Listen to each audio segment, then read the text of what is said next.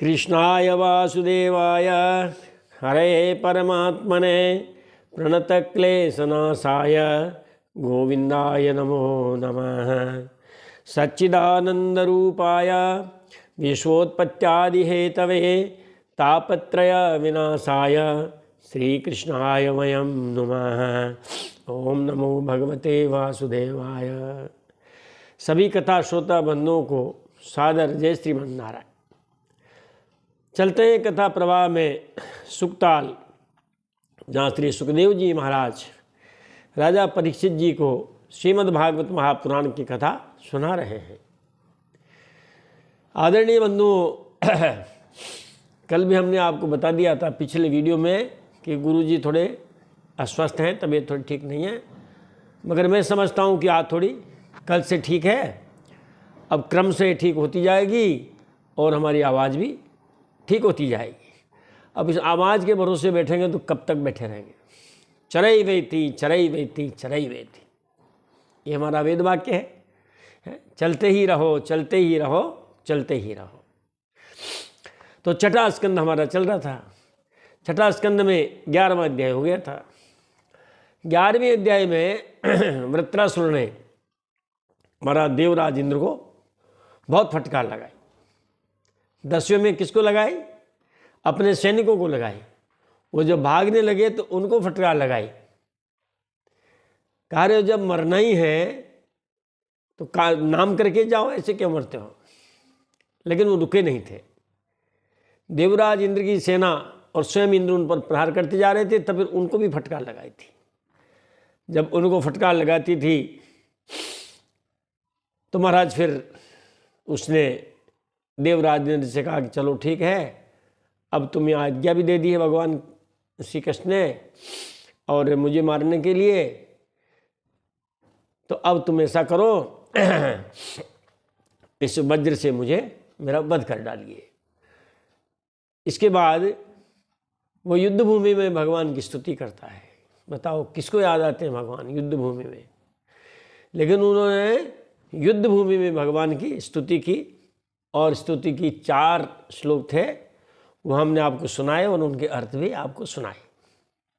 स्तुति करने के बाद कहा बेटा अब आजा तू मैदान में।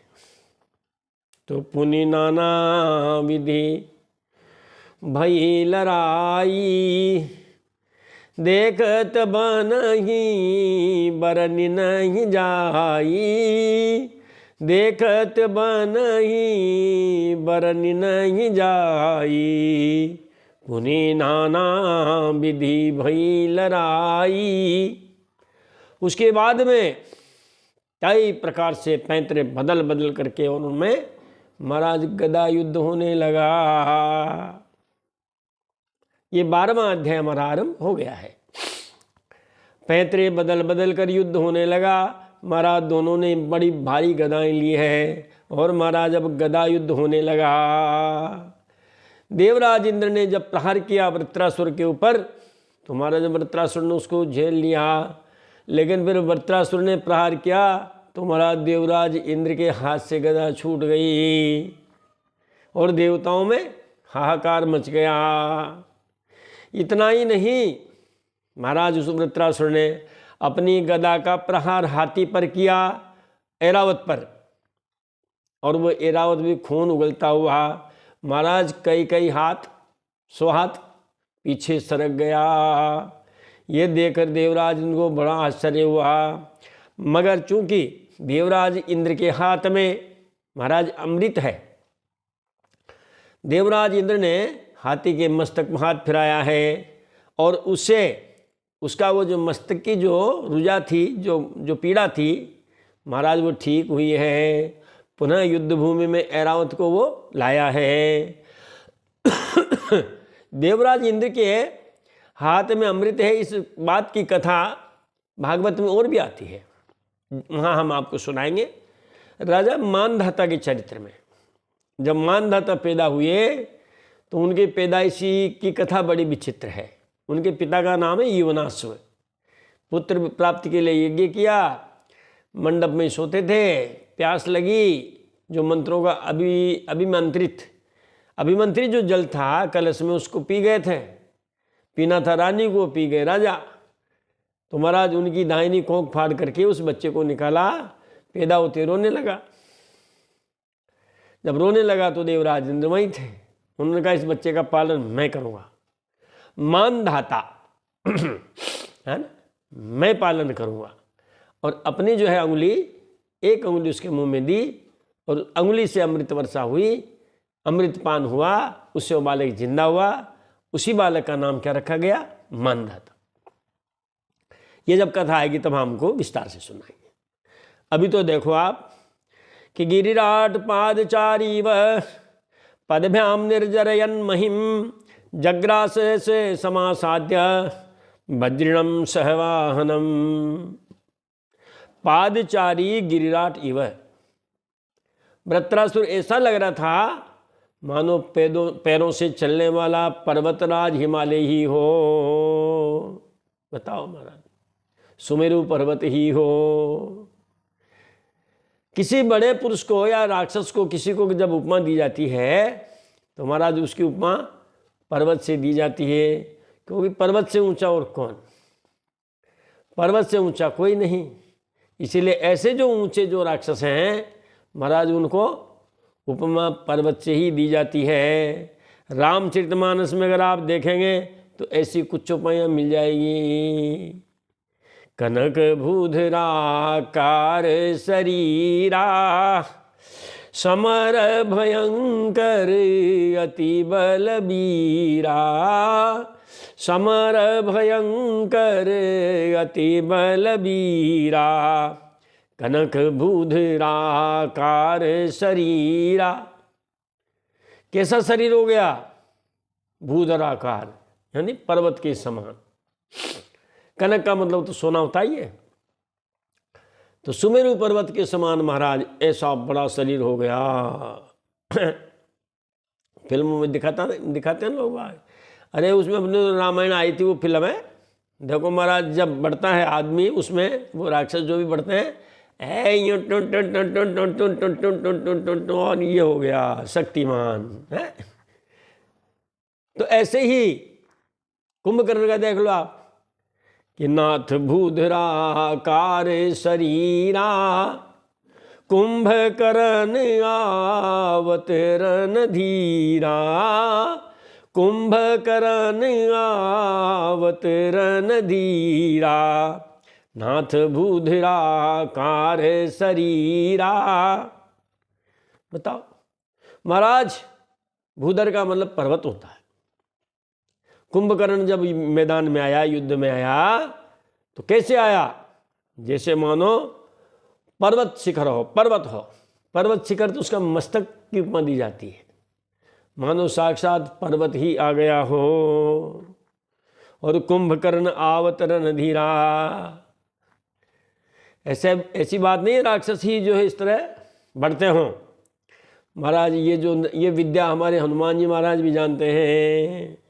इसीलिए महाराज जब उनको राम के कार्य के लिए जब प्रेरित किया गया जामवंत जी के द्वारा, समुद्र तट पर बैठे थे सब, और महाराज उस समय संपाति ने कह दिया था कि जाना चाहो तो जाओ, है ना, मैं देखा हूं, तुम ना ही गीधहि दृष्टि अपार, तुम नहीं देख पा रहे हो, मैं देख पा रहा हूं। वो बैठी मां, जाओ जिसमें दम हो करो 100 योजन का समुद्र पार। समूह लटका के बैठ गए, अपना अपना बल शब्द बता दिया। फिर जामवंत जी ने जब हनुमान जी का बल का बखान किया, अरे महाराज फिर क्या बात है कि राम काज लगी तब आम तारा। सुनत भयऊ पर्वताकारा। सुनत भयऊ पर्वताकारा। राम काज लगी तुम आम तारा। तो हनुमान जी महाराज भी बिल्कुल पर्वताकार हो गए थे। और सुरसा के जो है, सुरसा के प्रसंग में तो महाराज जो सुरसा बढ़ती गई तो महाराज हनुमान जी भी बढ़ते गए। जैसे जैस सुरसा बदनु बढ़ावा, तासुदून कपी रूप दिखावा। तासुदून कपी रूप दिखावा। जैसे जैसे सूर्य सा बदनु बढ़ावा। तो महाराज इस प्रकार जो वृत्रासुर जो युद्ध में आया है, कहते हैं पादचारी गिरिराट इव, पैरों की धमक से और पृथ्वी को हिलाता हुआ पर्वत के समान ऐसा जो वृत्रासुर है वह युद्ध में आया। देवराज इंद्र को गदा मारी और देवराज इंद्र के हाथ से गदा छूट गई है। दूसरी गदा में महाराज ने हाथी को भी चक्कर गिन्नी खिला दी है। अब तो उसने क्या किया, जग्रास से समासाध्य वज्रिणम सहवाहनम, देवराज इंद्र को अपना जो उसका वाहन है ऐरावत, उस ऐरावत के साथ ही निकल गया।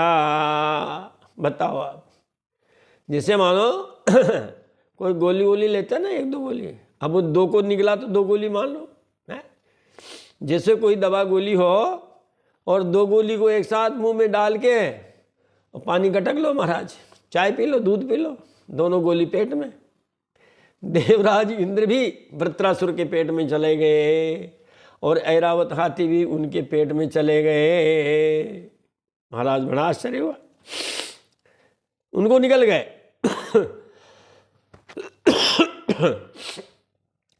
भित्वा वज्रेण तत्कुक्षिम निष्क्रम्य बलवद विभु उच्चकर्त शिरः शत्रोर गिरिशृंगमिवोजसा। ओजसा यानी अपने तेज के द्वारा। तेजस ओजसा वज्रेण, उस तेजस्वी उस ओजस्वी वज्र के द्वारा, कहते हैं महाराज पेट के अंदर ही देवराज इंद्र ने महाराज वृत्रासुर का जो पेट है उस पेट को फाड़ डाला। और पेट को फाड़ने के बाद कहते हैं महाराज वो बाहर आए हैं। जब वृत्रासुर ने देवराज इंद्र को उसके ऐरावत हाथी सहित निगल लिया, तब उस ओजस्वी तेजस्वी वो जो वज्र था, उस वज्र से उसने वृत्रासुर के पेट को फाड़ा और बाहर आए। बाहर आने के बाद फिर उन्होंने देर नहीं की, तत्काल उच्च करत शिरः शत्रु, शिरः शत्रु उच्च करत, कहते हैं जो शत्रु है वृत्रासुर, उसका जो बहुत पर्वत शिखर के समान जो मस्तक है उसको काट डाला। गिरिशृंगमिवोजसा, मानो पर्वतखंड हो ऐसे उस पर्वतखंड के समान, पर्वत शिखर के समान जो उसका मस्तक था, महाराज देवराज इंद्र ने उसको काट डाला। अब कि वृत्रस्य देहा निष्क्रांतम आत्मज्योतिररिंदमा पश्यताम सर्वलोकानाम अलोकम समुपद्यत। वृत्रासुर के देह से ज्योति निकली है, क्योंकि भगवान को याद करते करते मरा हो। तो युद्ध करने के पहले उन्होंने तो स्तुति की भगवान की। तो वृत्रस्य देहात् निष्क्रांतम आत्मज्योति, उसकी जो ज्योति है, उसका जो आत्मा है। सुखदेव जी कहते हैं रे राजन, सर्वलोकानाम पश्यताम, सारे लोगों के देखते देखते, और महाराज उसकी जो ज्योति थी वो सर्वलोकातीत भगवान के स्वरूप में लीन हो गई। बताओ महाराज, देवराज इंद्र ने जब उसके मस्तक को काटा तो महाराज उसमें से उसकी ज्योति निकली है, आत्मज्योति। और वो आत्मज्योति सबके देखते देखते, कहते हैं महाराज, और भगवान जो सर्वलोकातीत हैं, ऐसे सर्वलोकातीत भगवान के स्वरूप में लीन हो गई। क्या करते हैं भगवान, या तो भगवान अपना स्थान देते हैं या पृथ्वी में ही किसी को राजा बना देते हैं। देखो महाराज राम जी ने सुग्रीव को राजा बना दिया, क्योंकि उस पर रीझ गए थे इसीलिए राजा बना दिया। बाली पर खींच गए थे इसीलिए बाली को अपना स्थान दे दिया। महाराज वो जो है विभीषण पर रीझ गए थे इसीलिए विभीषण को लंका का राज दे दिया। रावण कुंभकर्ण पर खींच गए थे इसीलिए उन्हें अपना पद दे दिया, अपना वैकुंठ दे दिया। तो खींचे निज पद देते हैं। भगवान दो ही काम करते हैं, कोप और कृपा, और दोनों ही अच्छी उनकी। कोप भी अच्छा और कृपा भी अच्छी। हमें उस समय तो लगता है जब वो कोप करते हैं ना, तब ऐसा लगता है जैसे हमारे साथ भगवान अन्याय कर रहे हैं, लेकिन महाराज कालांतर में वो बड़ा सुखदायी भी होता है। तो खींचे निज पद देते हैं, जब भगवान किसी पर खींच जाते हैं तो अपना लोग दे देते हैं। जैसे बाली को दिया, जैसे रावण को दिया महाराज, जैसे हिरण्याक्ष हिरण्याकश्यप को दिया, शिशुपाल को दिया, जरासंध को दिया, कंस को दिया, है सबको ही तो दिया। आप पूरी लीला उठा करके देख लीजिए रामायण की, और जो है श्रीमद् भगवत जो भागवत पुराण है उसकी देख लीजिए आप पूरी कथाएं। भगवान जिस जिस पर खींच गए उसको अपना लोग दे दिया। और रीझ है दीनी लंक, और रीझ गए तो लंका दे दी है। अंधाधुंध सरकार है रे रे जीवन संक, इसीलिए आप तो निश्चिंत रहो। भगवान को कैसे भी भजो महाराज, आपका उद्धार होना ही है। भाय कुभाय अनख आलस हूँ, नाम जपत मंगल दिसि दस हूँ, नाम जपत मंगल दिसि दस हूँ।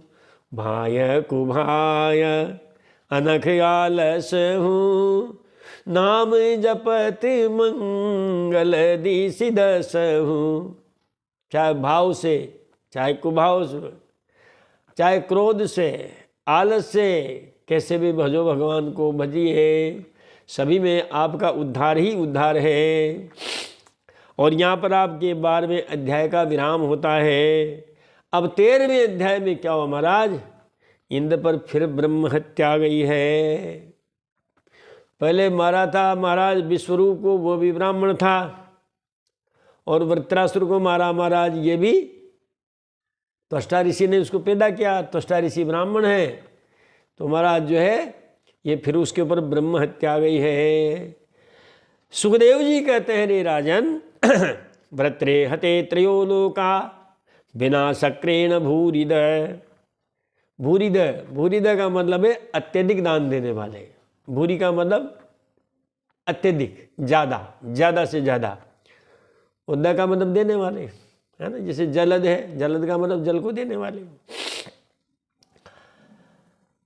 तो महाराज व्रत्रे हते, जब वृत्रासुर मारा गया तो त्रय लोका स पाला, तीनों लोक और सारे लोकपाल सद्य अभवन, तत्काल हो गए विज्वरा, चिंता मुक्त हो गए। निर्वर्तेन्द्रिय प्रसन्न हो गए, उनकी इंद्रियां प्रसन्न हो गई, उनका भय जाता रहा। अगर मान लो कोई नहीं हुआ प्रसन्न, तो देवराज इंद्र ही प्रसन्न नहीं हुआ। बिना सक्रेण, सक्रेण बिना, देवराज इंद्र के अलावा बाकी सारे लोक लोकपाल महाराज सब प्रसन्न हो गए, और महाराज सबके बुखार उतर गई है। विगत ज्वरा, ज्वर का मतलब बुखार भी होता है, ज्वर का मतलब चिंता भी है। महाराज सब की चिंता समाप्त हो गई, सब तत्काल प्रसन्न हो गए। तो महाराज राजा जो परीक्षित जी हैं, उन्होंने महाराज सुखदेव जी महाराज से पूछ लिया, क्योंकि जो कथा चली ना वैसे कथा नहीं चली जैसे अभी चलती है। तो गुरु जी तो कहते जाते हैं, और सुनने वाले वो चाहे सोवे, चाहे बातें करें, चाहे उठ के बीच में से चले जाएं, चाहे बीच में आ जाए, ऐसे नहीं होता था महाराज। उस समय तो जैसे नंदा देवी ट्रेन में जब बैठ गए तो महाराज फिर उतरने का काम नहीं। चलते में उतरोगे तो भी खतरा है, और चलते में बैठोगे तो भी खतरा है महाराज, है। चलती में उतर गए तो आगे की कथा का मालूम ही नहीं रहेगा।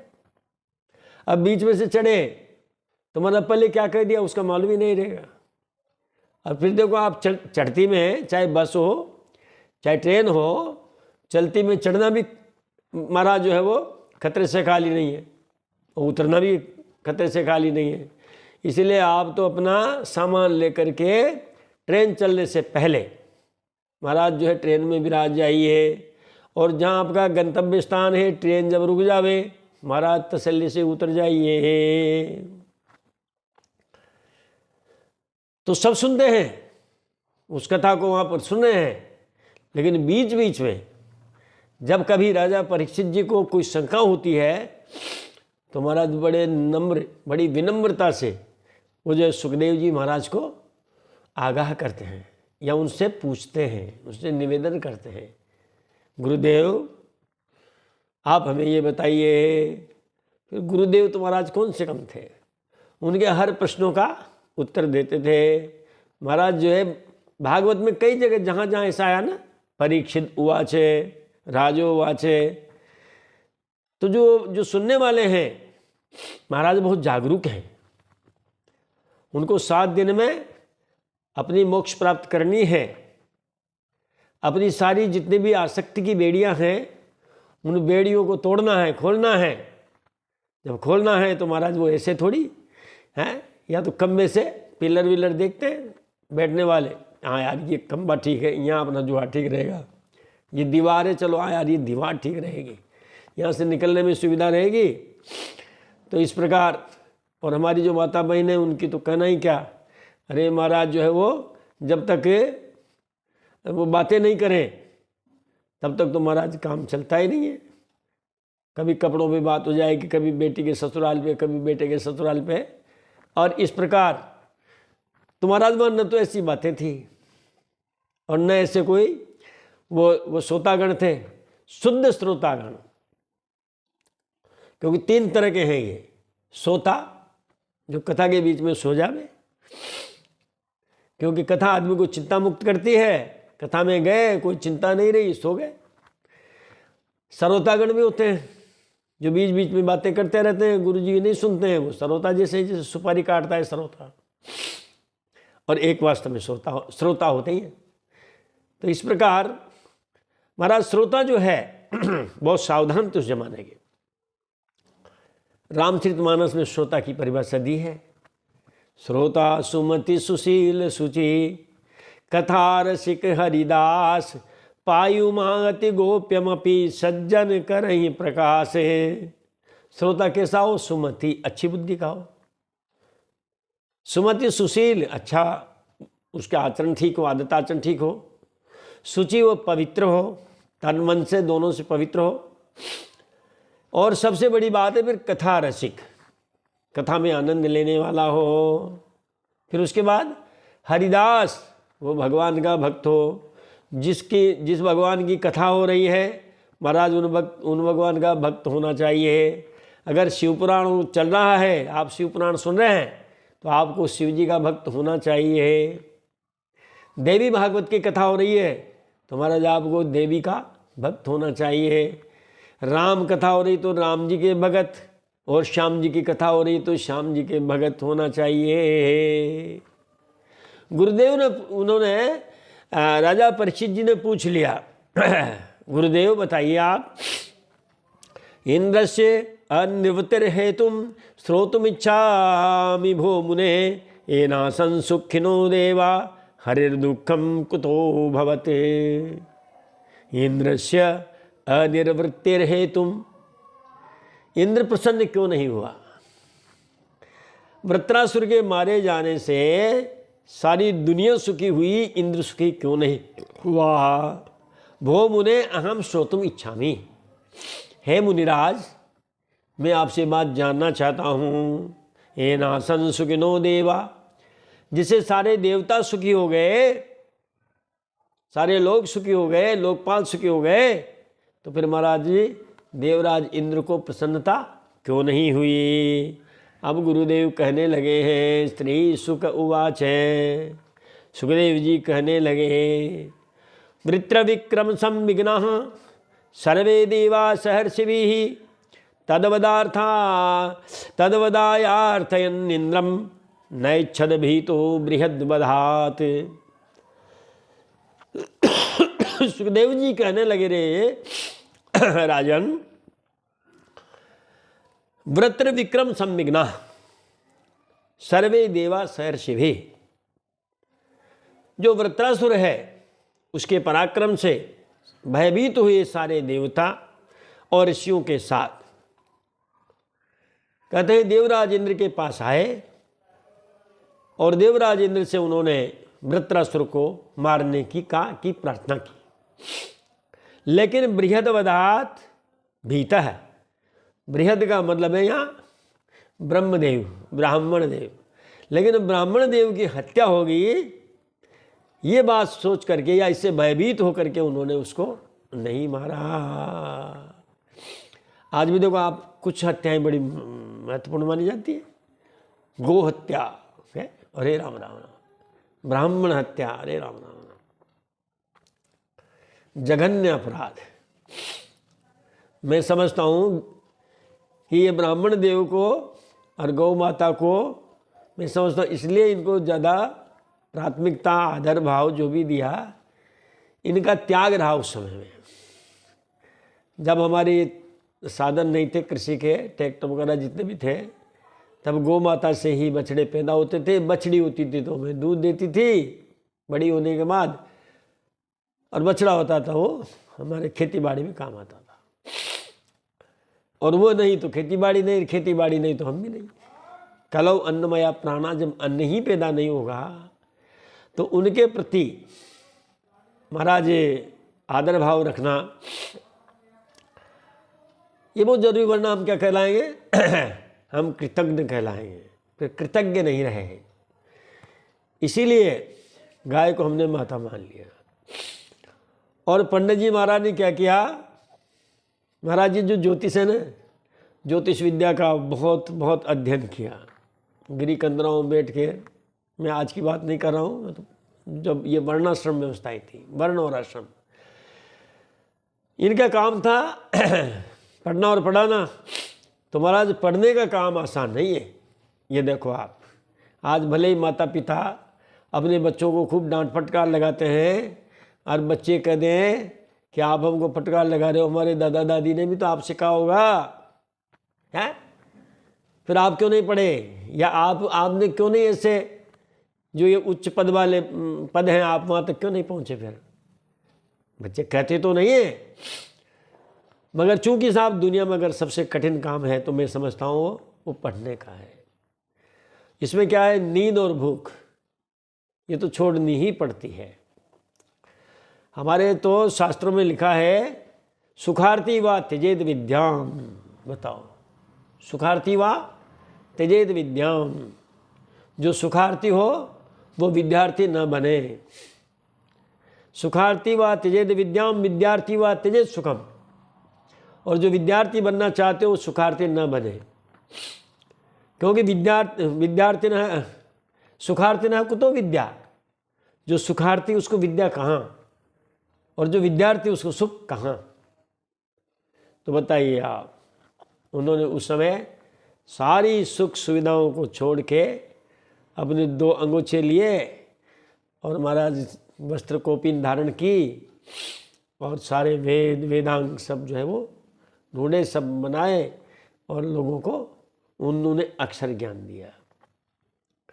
अक्षरों की जो उत्पत्ति हुई ये हुई महाराज भगवान शिव जी के डमरू से। वृत्तावसाने नटराज राजौ ननाद डक्काम नव पंचवारम उद्धर्तु कामः सनकादि सिद्धान एतद् विमर्शे शिव सूत्रजालम। शिव जी ने हमारा डमरू बजाया नृत्य के समय में, 14 बार बजाया। अब उन 14 बार बजाने में उनके डमरू से क्या शब्द निकले, वो शब्द किन्होंने पकड़े? सनकादि ऋषियों ने पकड़े, जो ध्यान मुद्रा में थे। सारे स्वर और व्यंजन वहीं से लिए। डमरू की आवाज आई, ऐ उण रील दृक ए ओंग ऐ औच हय वरट लण यम गण नम झभय गण दस जब गण दस खप छटत चट तव कपय सर हल, ऐसी आवाज आई। हमारे जो संगीत के जो 7 स्वर हैं ये भी महाराज उन्होंने पशु पक्षियों की बोली से लिए। कोयल बोली तो उसे ले लिया, वो पंचम स्वर है। बकरी की बोली से, हाथी की बोली से, इन सब बोलियों को लेकर के इन्होंने 7 स्वर बनाए। और फिर देखो महाराज संगीत विद्या अनंत हो गई। और इन स्वर और व्यंजनों को लेकर के हमारी जो ये जितनी भी है विद्या, शब्द शास्त्र, ये अनंत हो गया। ऐसा काम ब्राह्मणों ने किया, इसीलिए महाराज उसने कहा इन पंडित जी को मत मारो। बृहद वदाद भीता न इच्छत, ब्रह्म हत्या का जो है उसने विचार किया, और इन सब के कहने के बावजूद भी उन्होंने वृत्रासुर को नहीं मारा। इंद्र उवाच, इंद्र ने कहा स्त्री भूजल द्रुमिरेनो विश्वरूप वदोधम विभक्तम अनुगृह्णद्भिर वृत्रहत्याम कुमारम्यहम। उन्होंने देवताओं ऋषियों से कहा कि जब हमने विश्वरूप का वध किया था उस समय हमें जो ब्रह्म हत्या लगी थी, उस ब्रह्म हत्या को तो 4 प्राणियों ने, 4 व्यक्तियों ने ले लिया था, 4 पदार्थों ने ले लिया था। भू, स्त्री, भू, जल और ध्रुव। कहते हैं जब हमारे ऊपर वृत्रासुर की ब्रह्म हत्या लगी थी तो महाराज उसे स्त्री, पृथ्वी, जल और वृक्षों ने कृपा करके बांट लिया था। अब यदि मैं वृत्रासुर का वध करूंगा तो उसकी हत्या से मेरा छुटकारा कैसे होगा। श्री शुक उवाच, सुखदेव जी कहने लगे ऋषयस्तदुपाकर्ण्य महेन्द्रमिदमब्रुवन् याजिगीष्याम भद्रं ते हयमेधेनमास्म भैः।